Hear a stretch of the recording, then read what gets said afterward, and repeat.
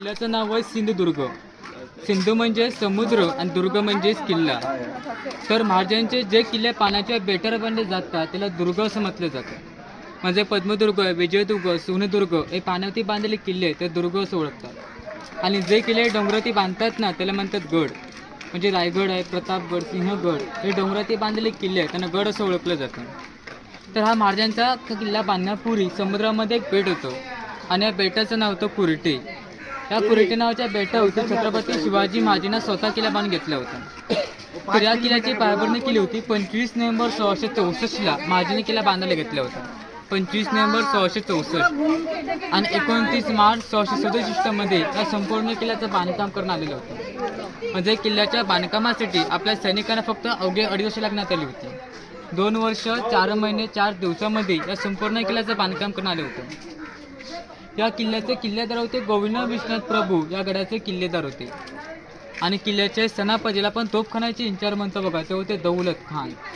आणि किल्ल्याचे आर्किटेक्ट होते हिरोजी इंदुलकर, ज्यांनी आपल्या बघा राजांसाठी रायगड, प्रतापगड ज्यांनी किल्ला बांधला होता त्यांनीच या गडाचं बांधकाम केलं होते हिरोजी इंदुलकरांनी. हिरोजी इंदुलकरांच्या हाताखाली एकूण 3000 मजूर होते. 3000 मजूर गडाचं दिवस आणि रात्र बांधकाम करायचे. आता आपल्याला गडाच्या चारी बाजूने समुद्र पाहायला भेटतं बघा. चारी बाजूने समुद्र आहे. मग गडाचं बांधकाम करायचे कसे तर समुद्राच्या पाण्याला भरती आणि हायटाट आणि लोटेड असतं बघा.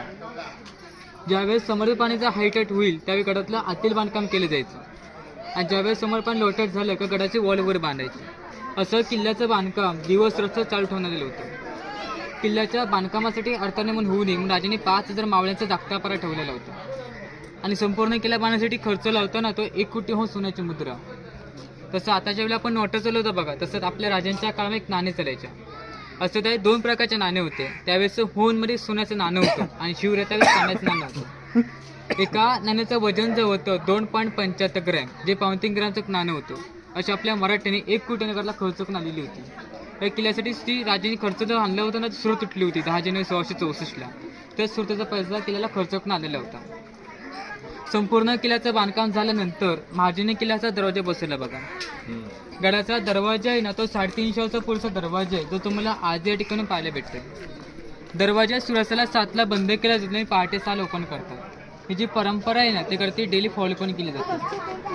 आता जर आपण बघायला गेलात तर राजांच्या काळामध्ये गडाच्या दरवाजा तोडण्यासाठी हत्तीचा वापर करायचे. हत्ती तर गडावरती हत्ती यांना पॉसिबल नव्हतं मग त्यावेळेस लाकडाचे वणके वापरायचे. आता समजा आपण हत्ती लाकडाचा वणका वापरायचा असेल दरवाजा तोडण्यासाठी तर हत्ती एक लाकडाचा वणका स्पीडमध्ये जाऊन जोरदार धडक द्यायची लागायची. आता समजा आपण एकदा धडक दिल्यामुळे